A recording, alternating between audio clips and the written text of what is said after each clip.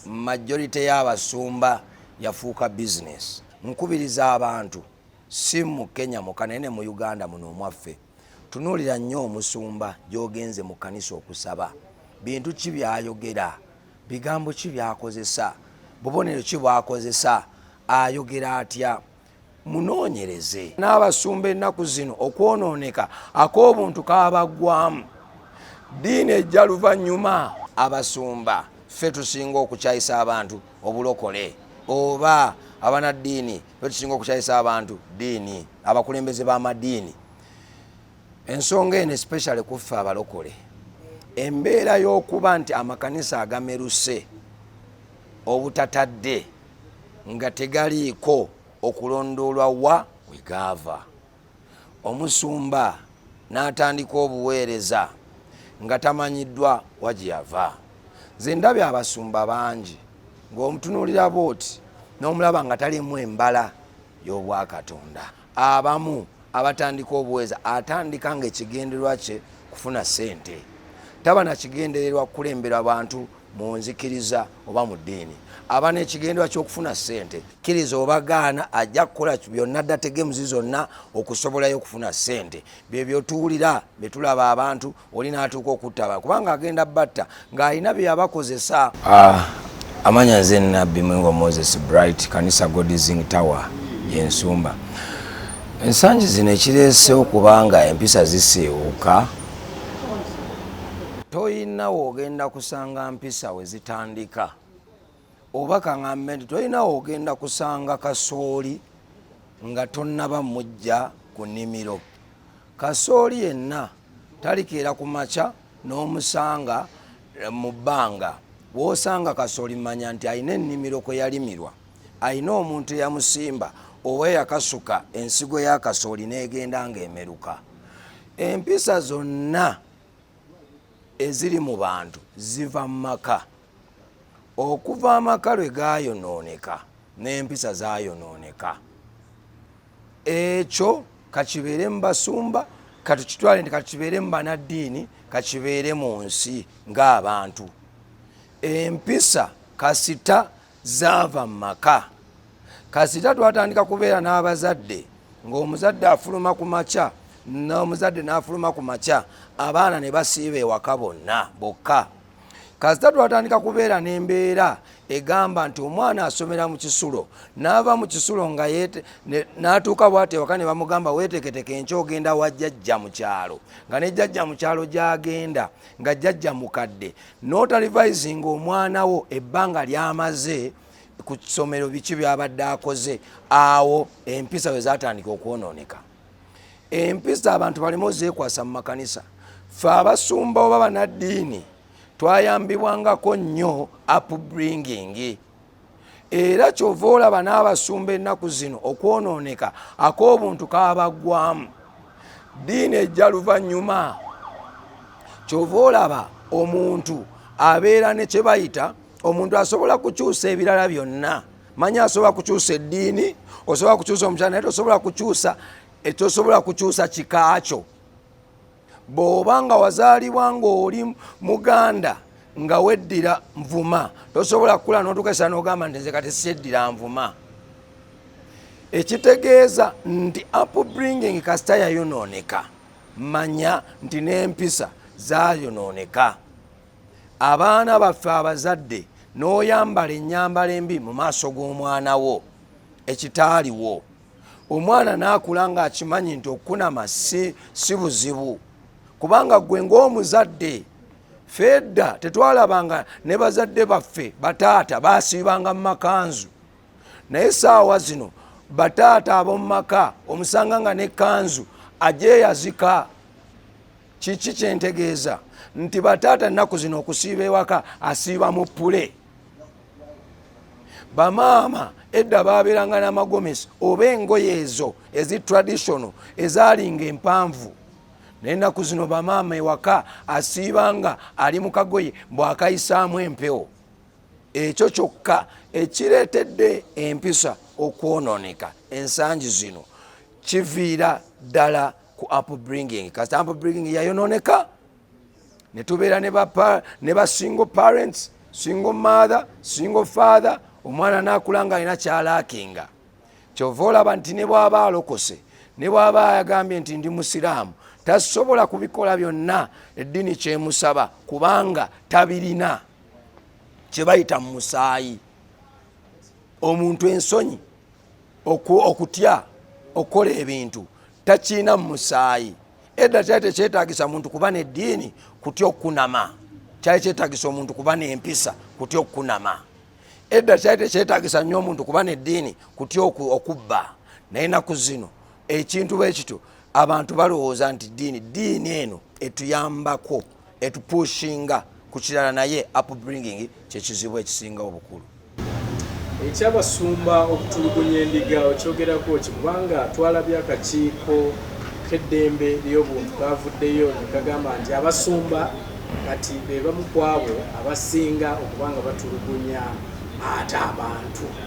Nsooka okuwulira amaziga amangi bwe mpulira statement efaanagana bwetyo, ne mpulira okwenyamira okungi bwe mpulira statement efaanagana bwetyo, kubanga nze nalokoka 94 myaka 29 nga ndi mulokozi. Abasumba baffe baatuyamba nnyo okwagala obulokole, naye saawa zino abasumba ffe tusinga okukyayisa abantu obulokole, oba abanaddiini ffe tusinga okukyayisa abantu ddiini, abakulembeze b'amaddiini. Ensonga eno especially kuffe abalokole kanjiyite oba management oba nkiyite ntya, embeera y'okuba nti amakanisa agameruse obutatadde nga tegaliiko okulondoolwa wa we gaava. Omusumba n'atandika obuweereza nga tamanyiddwa wa gye yava. Nze ndabye abasumba bangi ng'omutunuulira bw'oti n'omulaba nga talimu embala y'obwakatonda. Amazima gali nti ensonga eno yeereese okuwulira ebintu bino, kubanga abantu abasinga abamu abatandika obuweereza atandika nga ekigendererwa kye kufuna ssente, taba na kigendererwa kulembera abantu mu nzikiriza oba mu ddiini, aba n'ekigendererwa ky'okufuna ssente. Kakyova olaba nti tatya kuswala. Abasumba be tulaba bakola bino ebintu tebatya kuswala olw'ensonga yaaba agamba kasita mpitawo.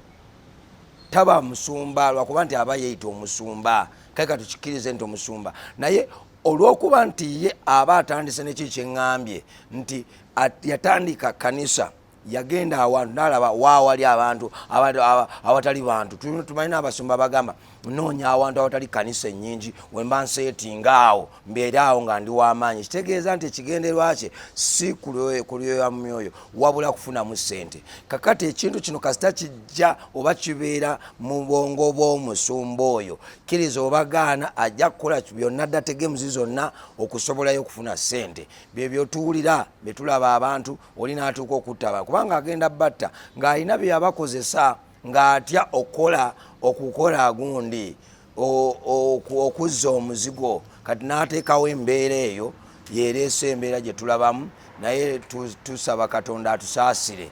Naye embeera erina okuyambibwako oba erina okutunuulirwa, ye kutunula abasumba gye batandikidde, omusumba gye yaviira.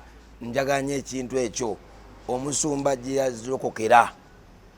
Kyova olaba nti otuna ddiini zaffe endala, ddiini nga Obukatuliki, ng'Obuprotestanti, ng'Obusiraamu, tebasobola kuwa omuntu kubeera imaamu w'omuzigiti, tebasobola omuntu kumuwa obubuulizi oba obwafaaza oba okufuuka bulaza oba omusista nga talina gy'avudde wansi, nga tebamanyi gye nvuddewe. So n'olwekyo ffe ba Pentecost oba ba born again tulina obuzibu obwo nti oli atandika kanisa nga tamanyiddwa wa gy'ava.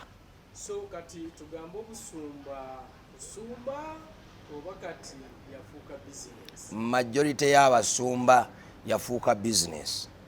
Obusumba busigala, omanyi nze njoganya ekigambo ekigamba nti Kristo asigala Kristo. Byadde bingi bijja okukolebwa naye Kristo asigala Kristo, Yesu asigala Yesu. Naye abantu bamukozesezza nga boolaba. Omuntu ayinza okutandika oba abeera n'ekibiina kye ng'alina ebigendererwa bye, naye abakiyingiramu ne batandika okuba n'ebigendererwa birala.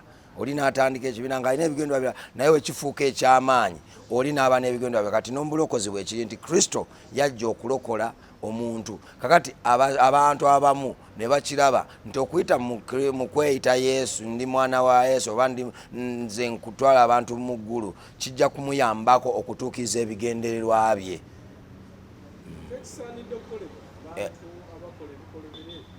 Esookera ddala nandisabye gavumenti ngisaba okutandikira ddala ewe omulimu LC1s era eteekewo embeera LC1 yonna eneesangibwa nga mulimu kanisa mu kitundu kyayo nga temanyi musumba oyo, kubanga ebintu bino bigenda okutuuka waggulu olwedde biba byatandika dda. Ba LC1 ba local defense baayo ab'ebyokwerinda babeere nga bamonitalinga ebikolebwa mu makanisa gonna. Tulaba bambega abateekebwa mu machurches bateekebwemu tubalabe, LC1 zituyambe. Wabeewo amateeka agateekebwawo. Tumanye nti mu ggwanga Uganda mulimu tteeka ebitali bya ntalo wekibanga kituufu nga wasangibwa nga okoze ekintu bwekiti, osangiddwa okoze ekintu bwekiti nga amazima ng'oli munaddiini n'okola ekintu ekiva mu mbeera bweti ne bweti, obeeko etteeka erikukwata. Bayibuli egamba nti ebyakasaali mube nga Kayisaali n'ebyakatonda mube nga Katonda, kubanga omuntu ono aba akoze ekya Kayisaali so alina okuvunaanibwa mu mbeera bweto. Gavumenti etuyambe etandike okuregulatinga amakanisa especially aga born again. Bwe tugamba nti bateekewo okusoma kyo tekikola oba waliwo etteeka eryali lijja nga baagala okubateekamu etteeka nti at least omusumba abeereko ne certificate oba diploma oba degree eya theology, ekyo kyo tekyali kazimafulu. Okusoma sikugaana kulungi nnyo okwongera okubaako omuntu gw'oteekateeka, naye bw'ogamba nti kwoba osinziira okukkiriza omusumba okubeera n'obuweereza nakyo kiba kikyamu, naye kyandibadde kirungi nakyo nekiteekebwa nga bw'olaba nga bwe tulaba nga NRM bweddira bakada baayo ne batwala ekyankwanzi okwongera okubatendeka. NRM kyeki okwongera okubatendeka embeera eryo, kati n'abasumba bandibaddeko embeera eyo nga okusomesebwa oba okufuna degree of theology and whatever kyandibaddewo nga kigattibwako bugattibwa, naye nga tekitunuulirwa nga first priority eri omusumba, kubanga omuntu ajja kumanya nti kyekino ekyetaagisa. Kiringa nga bw'olaba abantu abalina ebintu bye bakola emisango, ojja wegendeza abantu abakola emisango abasinga obungi, abaziba emisango eminene batera nnyo okubeera nga bamanya amateeka.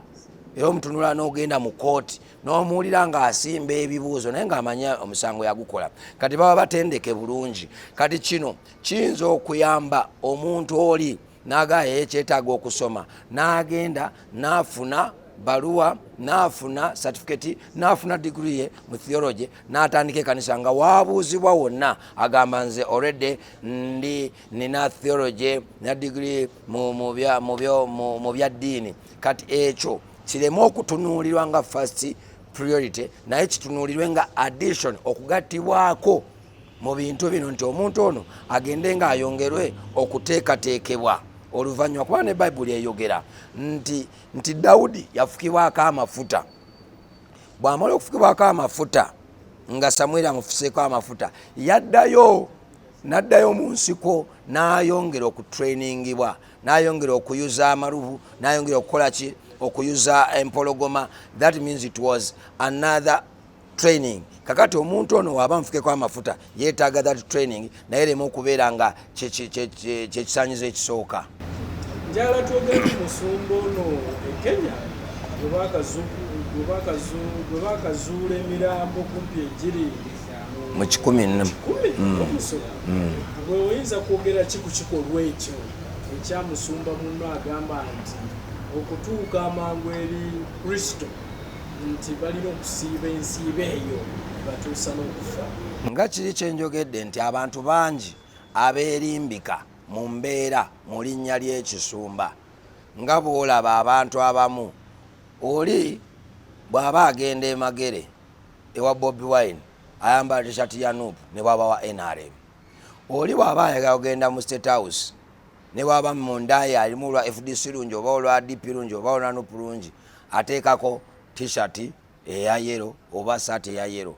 Bantu bangi bolabye nga bamuwadde t-shirt ntanyo kirabya mba boda ne bamuwa t-shirt n'ateekako t-shirt naye nga ayambaddeko saati nga mikono miwanvu gikoma muno n'akasukako ka t-shirt mangu n'abya ku piki n'agenda n'alekana n'okyo nga awanise emikono naye nga munda munze tali kino. Kakati kyekiri mu busumba nti bangi abambala eddiba ly'endiga so nga munda misege.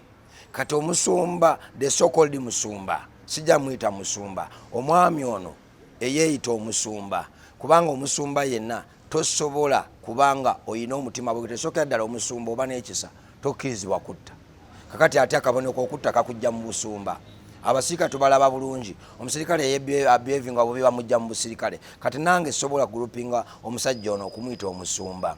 Ekikolwa bwe kitonze ensaba kimu nkubiriza abantu si mu Kenya muka naye ne mu Uganda muno omwaffe tunuulira nnyo omusumba gy'ogenze mu kanisa okusaba. Bintu ki byayogera, bigambo ki byakozesa, bubonero ki bwakozesa, ayogera atya, munoonyereze yazaalibwa ani, bazadde be bamukuza batya. Nzirayo n'ekigambo ekigamba nti munoonyereze mu kanisa gye yali asabira yamalayo bbanga ki, yalokoka bbanga ki, ye baamusiibula mu bulungi. Ebifaanagana bwe bityo naye tuvumirira. Nze Bright Muyingo nvumirira nase kuvumirira ekikolwa eky'omwami oyo eyita omusumba. So nga tumaliriza obwo bwonna bw'oba otunuulidde ebimu bye twogerako bwonna bufere mu nsonga y'obugenyi bw'emyoyo. So kikyosembyayo ku nsonga y'obufere mu basumba kubanga kirabika obufere bungi. Nziramu ekigambo kyange okukendeeza obufere oba okubujjawo ddala kyetaaga gavumenti first etuyambe egende nga eregulatinga. Ekyokubiri kyetaaga abantu okwongera okuzibuka amaaso. Omusumba omutuufu n'atali mutuufu kya oyanguwa mangu okumumanya. Ne Bayibuli egamba olibalabya ku bikolwa byabwe, ebigambo bye byakola, byayogera, biki byatambulirako. Wali ebintu ebimu bw'oba weebuuza omusumbawo mu mwaka gumu okubanga akulaakulanye ku sipiidi nga ye paso sinti oba sente z'ettaka nti twajja Mukama atuwadde ettaka naye ogenda kulaba nga kanisa ekyakozimbye bamemba ba church buli abajjanga eyajjanga ne sente zamugwako yajja ne motoka zamu naye ogenda kwa musumba avuga amamotoka ga bbeeyi. Sigamba nti ogavuga nga abantu bali bulungi sigwe enkyenjogerako naye njogera ku musumba kanisa nga amazima. Musumba avuga motoka ya milioni 3 naye bamemba otuna kuba memba buli yajja mu kanisa yajja agwa sente ezo omusumba abazijjawa. Kyensaba otandika okutunuulira okulitimasinga musumbawo enkulaakulana ye akulaakulana atya. Abasumba abatayagala kukola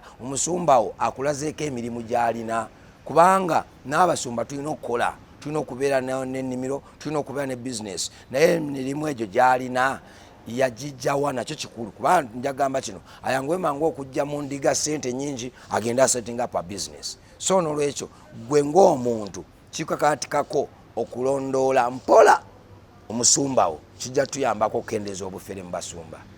Ekirabirira ekisembayo nti mwe abasumba endiga zino zonna ezijja ebiseera ebisinga zijja lwa bizibu.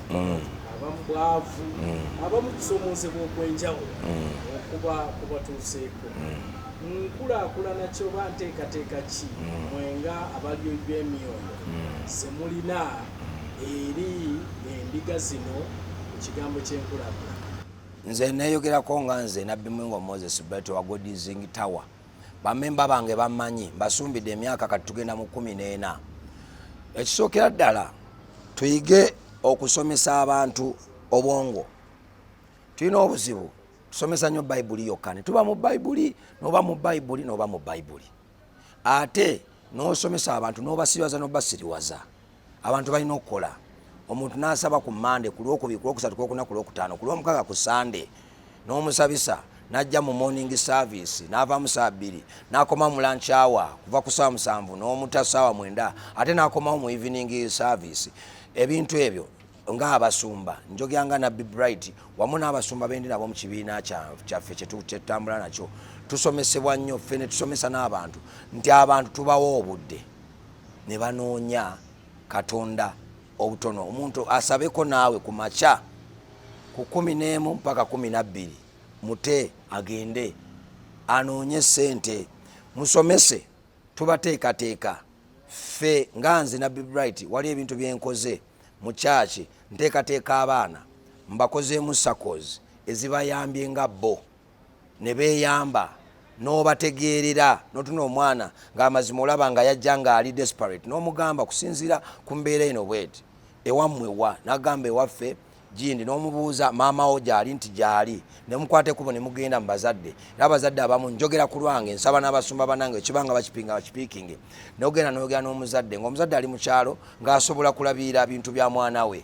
n'ogamba omuzadde nti kakati omwana ono agenda tugenda tandika kulima omwana atandika okulima ne jjajjaawe oba ne maama we ng'omwana ayimirira ne bagenda ne balima oba okulunda ne tulunda kiyambyeko abaana ndabyeko abaana nga balina bye bayambiddwa tusindisa abaana abamu balina kye beetaaga ajja nga mwana nga yali tannasoma kumalayo naye nga asobola kusapootingibwa n'asoma n'amalayo ebyo byonna biyamba okuleeta enkulaakulana mu bantu kubanga buli awasomye abasumba lema okubanga onyonyuta bunyonyosi bantu mukama bwakuwa omukisa gwa ssente pushinga abaana ku masomero tolinda gavumenti yokka yebe bapushinga bapushinga masomero ga private bapushinga masomero ga gavumenti abaana bongere okusoma wabeewo ebintu byetuleeta mu kanisa kati nze ku kyaki yange naleeta abantu ne basomesa abantu okukola ebitabo okukola kando okukola ki nkirabyemu abantu bakiganyuddwamu abaabiyiga saawa zino agenda n'akola ebintu ebifaanagana bwe schools westro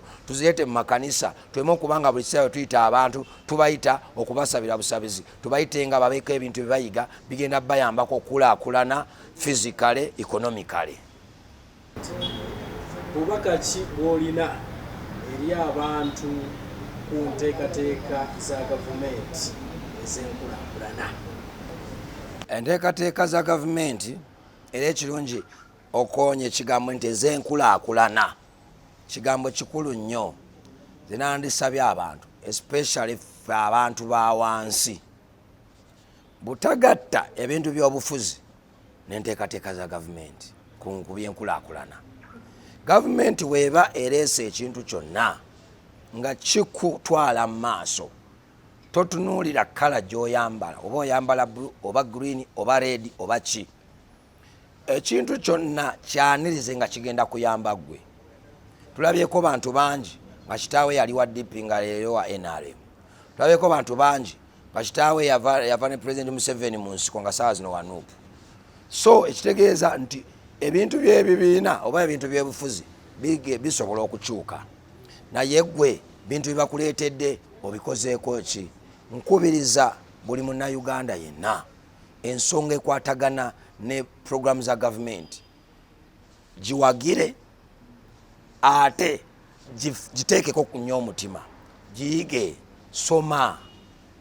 Nze nina abantu bewaffe eyo gyenva ebugaya ehoima district ngezezaako nnyo okwogera nabo especially ku nsonga ya PDM kati eriwo kati yetembetebwa gavumenti omuntu ategeere nti ensonga eno teri mu byabufuzi ogenda kwerimira wekka ogenda kwerundira wekka ogenda kusalira akaviiri mu kasaluni ko wekka kati buli nteekateeka gavumenti bwejja iga giwero kaminga tobeera against beera against ku kintu ekyo kyolaba ekigiremesa nga bwesoma begamba etya